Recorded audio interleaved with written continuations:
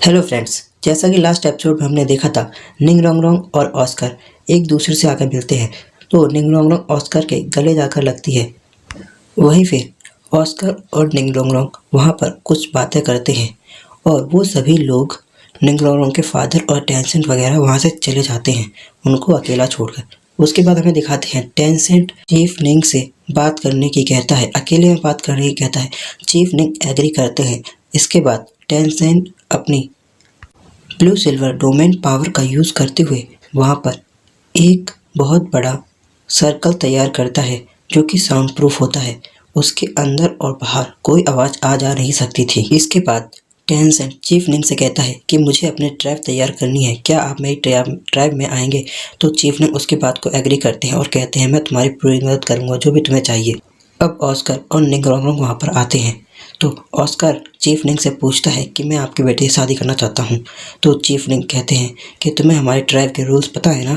Oscar कहता है कि मुझे पता है और मैं अब इतना काबिल हो गया हूँ कि मैं निंग रोंग रोंग की रक्षा कर सकता हूँ। अब ये सुनकर चीफ निंग उसका एक टेस्ट लेने की सोचते हैं। तभी निंग रोंग रोंग के अंकल पॉन ऑस्कर से लड़ने आते हैं, लेकिन तभी मोटू कहता है कि ऑस्कर से मैं लड़ूंगा।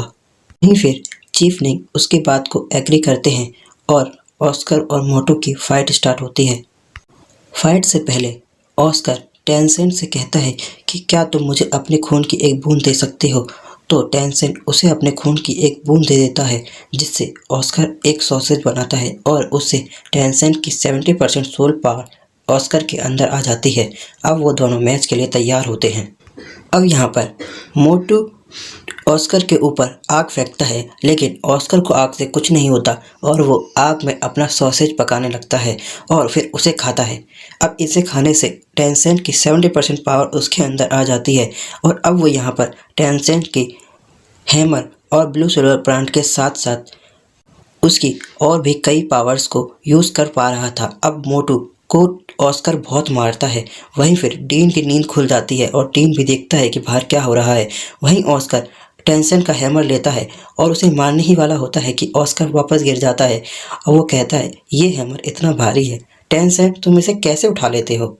अब इसके बाद निंग रोंग रोंग ऑस्कर को गले लगाती है और कहती है कि मुझे तुम्हारी स्पेट रिंग स्पोर्ट पॉइंट से कोई मतलब नहीं है, तुम जैसे हो वैसे ही मुझे पसंद हो। वहीं फिर चीफ निंग आगे आते हैं और ऑस्कर से पूछते हैं कि अगर तुम्हें फ्यूचर में निंग रोंग रोंग और टेंसेंट के बीच में से एक को चुनना हो तो तुम किसे चुनोगे?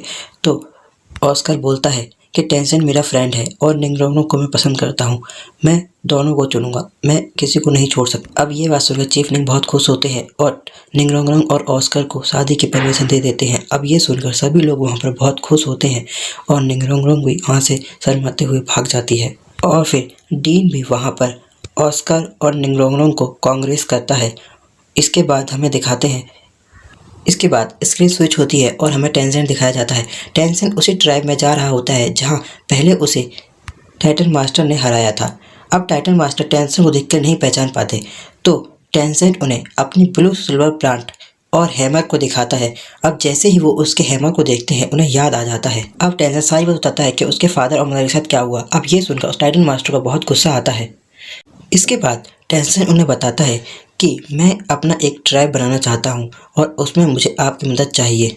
अब वो टाइटन मास्टर टेंसेंट से कहता है कि क्लियर स्काई क्लैन अगर बीच में ना आए तो मैं आपके साथ आपके ट्राइब में आ सकता हूँ। तो टेंसेंट उन्हें कहता है क्लियर स्काई क्लैन से मैं बात कर लूँगा। टाइटन मास्टर टेंसेंट से कहते हैं कि हमें अपने ट्राइब में speed clan, strength clan, attack clan और सपोर्ट ब्रांच के लोग भी चाहिए। तो वो लोग डिफेंस क्लेन से मिलने के लिए जाते हैं।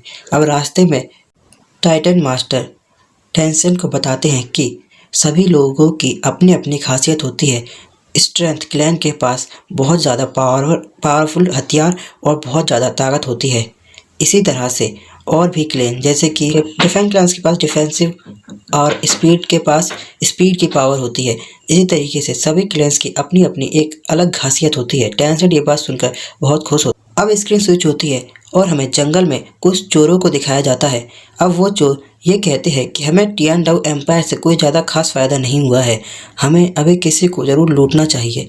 यहीं पर फिर वो फाट मारता है और यहाँ पर सभी लोगों से मारते हैं। यहाँ एक बहुत फ़नी होता है मूवमेंट। इसके बाद हमें मोटू दिखाया जाता है पर डीन का पोता भी टेंसेंट के साथ आया होता है और वो यहाँ पहरा दे रहा होता है। तो मोटू उसे अंदर जाने को कहता है और फिर मोटू वहाँ पहरा देता है। अब मोटू और उन सभी लोगों के बीच हमें बातचीत दिखाई जाती है, तो टाइटन उन्हें अपना एक्सपीरियंस बताता है। फिर वहाँ पर टाइटन टेंसेन का हिडन वेपन स्क्वायर वो लेता है जिसके अंदर बहुत ज़्यादा पॉइजन होता है। अब टेंसेन कहता है कि इसे मत लीजिए, लेकिन वो लेता है। इसके बाद देखते हैं उसका हाथ नीला होता है लेकिन उसे पॉइजन का कोई असर नहीं होता। तो वो बताता है कि हम लोग इतनी मेहनत करते हैं कि हमारे हाथ एकदम लोहे की तरह हो जाते हैं, हमारे हाथ पर पॉइजन भी असर नहीं कर सकता। अब टेंशन यहाँ पर ये कहता है कि हमें अपने ट्राइब के लिए पैसे की ज़रूरत होगी, तो अब हमें यहाँ पर हम एक बिजनेस करेंगे। मैं अपने हिडन वेपन बनाऊंगा और टिएंडाऊ एम्पायर और ऐसे ही क्लेन्स में बेचूंगा जो कि कमज़ोर हैं, ताकि वो अपना डिफेंस कर सके और हमें भी उससे पैसा मिलेगा। इसके बाद टेंसेंट बिजनेस की और भी कुछ बातें करता है। इसके बाद टेंसेंट उस टाइटन मास्टर को अपना एक सबसे पावरफुल हिडन वेपन दिखाता है। हालांकि ये हिडन वेपन सबसे पावरफुल नहीं था, लेकिन ये हिडन वेपन भी बहुत ज़्यादा पावरफुल था। इसके बाद टेंसन बताता है कि इस हिडन वेपन का नाम पिकॉक फेदर है। ये हिडन वेपन के अंदर से 12 हिडन वेपन निकलते हैं और उन हिडन वेपन्स के अंदर से भी और भी कई मिनी हिडन वेपन्स निकलते हैं।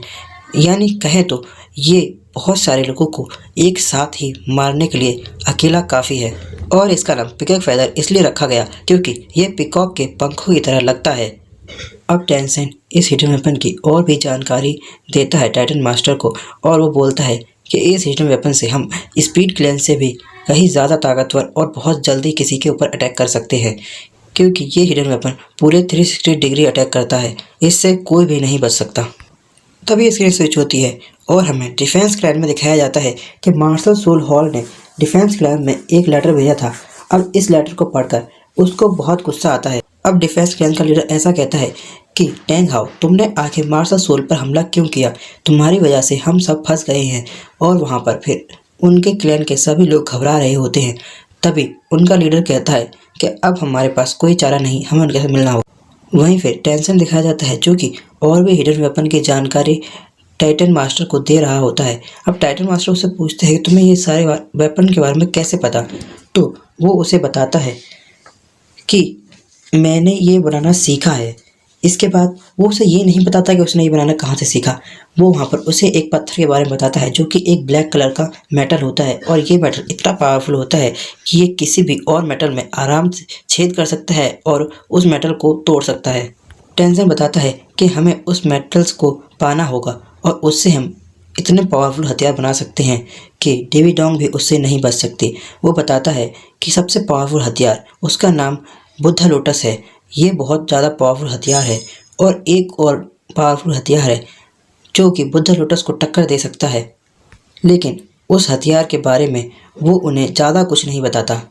इसके बाद हमें दिखाते हैं वही चोर टेंशन की गाड़ी को रोक लेते हैं। अब मोटू उसे देखता है और कहता है ये तो मुझे वही लग रहा है जिसे जीवू ने मारा था।